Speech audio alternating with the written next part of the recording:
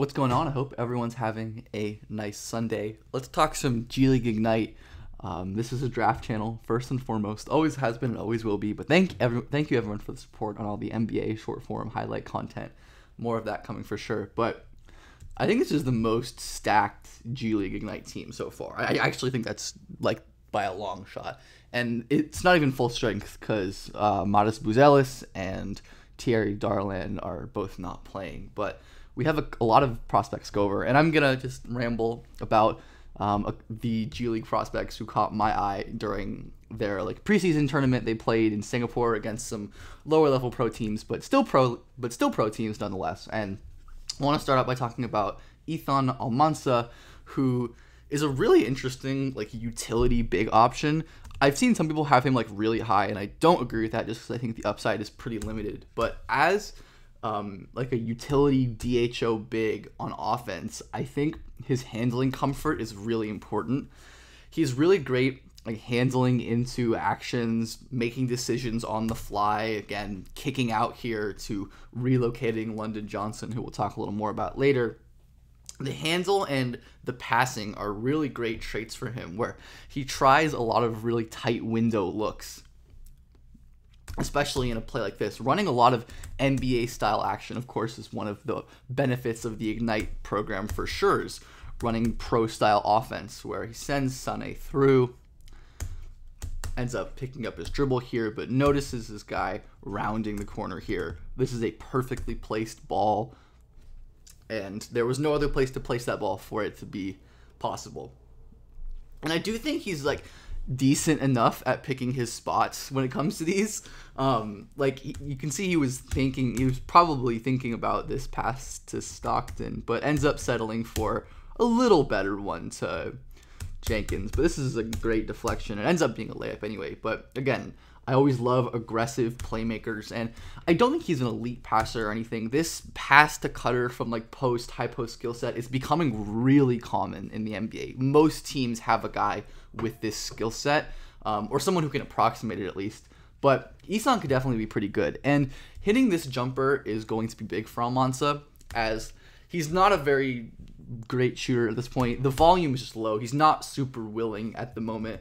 He gets a ton of space, but it's important for him to hit these for sure, so defenses won't just play him as a passer, because he's not the best scorer overall, which I would say is one of the main things limiting his upside. As you can kind of see what happens when defenses take away his threat of a jumper, they take away his scoring.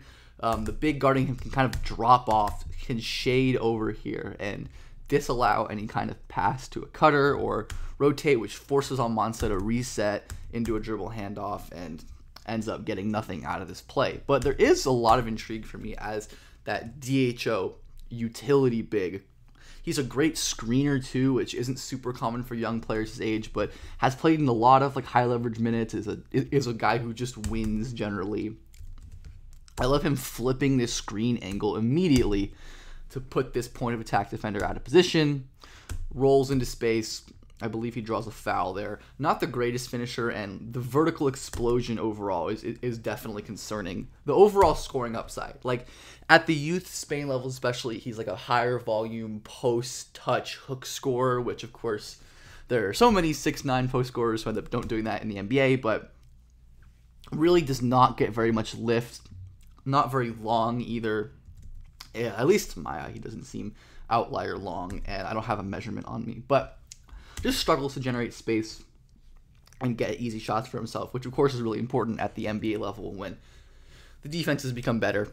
And of course, he himself is pretty good on defense too. A very interesting utility defender as well, where he's pretty good in a variety of pick and roll coverages, and the energy is good, the awareness rotating is pretty good.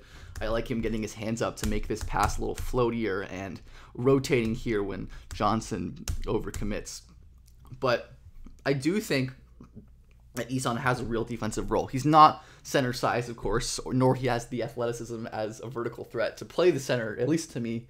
But as a utility offensive and defensive big, mid-late lottery, especially if some of these top guys in a bad class disappoint, Like he's gonna be in that conversation, and I understand liking him more than I do just because of how solid he is. But someone who is very much opposite end of the spectrum is Isan of Almansa is London Johnson, who is like a very raw, toolsy guard with a lot of upside that I really like, and his burst speed is really impressive. Gets to the rim at will with excellent first step quickness, acceleration, but then the finishing, is it going to be there? Doesn't get very much lifts off of the ground, resorts to a lot of these really tough finishes, and though he makes some of them, a lot of them he doesn't make, of course, at this stage. Pretty simple, like basic passer as well, but I do really appreciate some of the willingness to pass inside. Good job again. We see Almansa with the flip screen. Johnson kicks inside. The simple pick and roll plays are going to be good for him, as basically slowing down is important for every single young player, as the flashes are really impressive.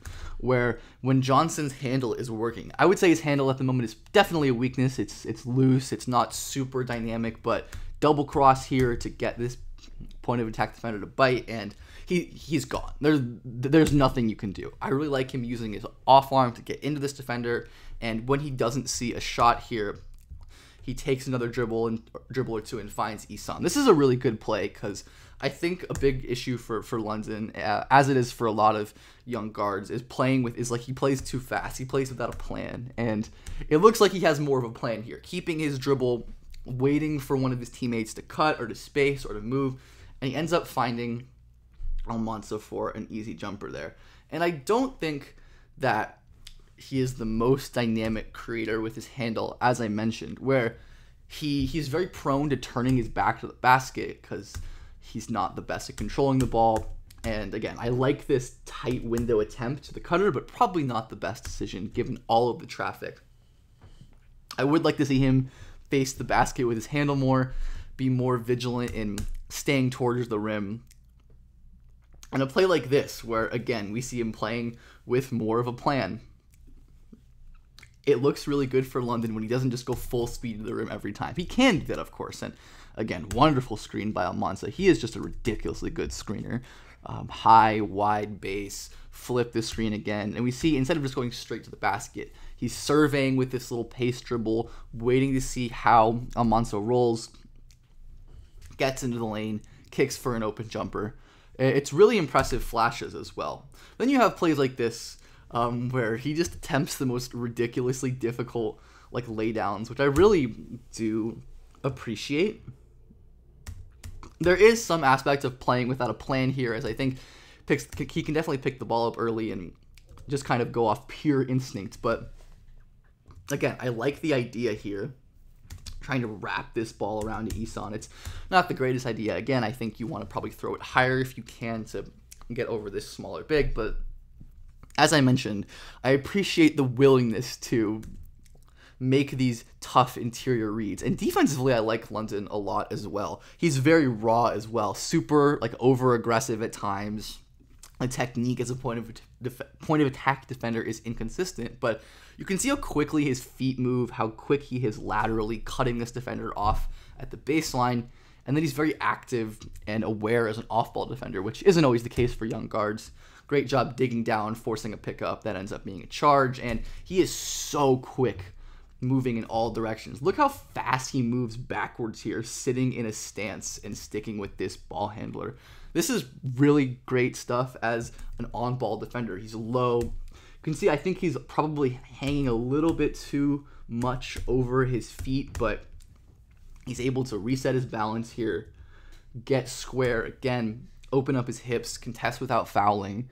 The flashes of on-ball defense and screen defense are really, really impressive. And London is another one who I'm like fairly unsure on at this point, but the flashes impress me a lot. And I think with some better pace development, maybe improved shooting, which is another thing that I'm unsure about. There are pull-up jumper flashes, but nothing super consistent.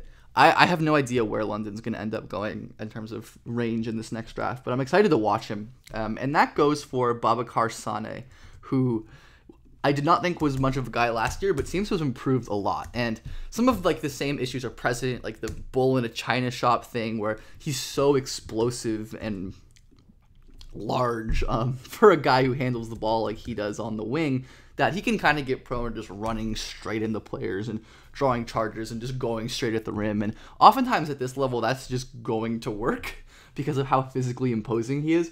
Even when he loses the handle or he takes a bunch of time to just dribble in circles, he'll end up moving another pro and finishing through contact. He had so many foul draws in these 3 games that I watched. And he is really dangerous driving in a straight line. The handle seems to have improved definitely from last year. Much more comfortable getting low. Look how flexible he is. Shoulder below shoulder, that's a key I talk about on this channel all the time. Explosive long strides. Finish explosively at the rim.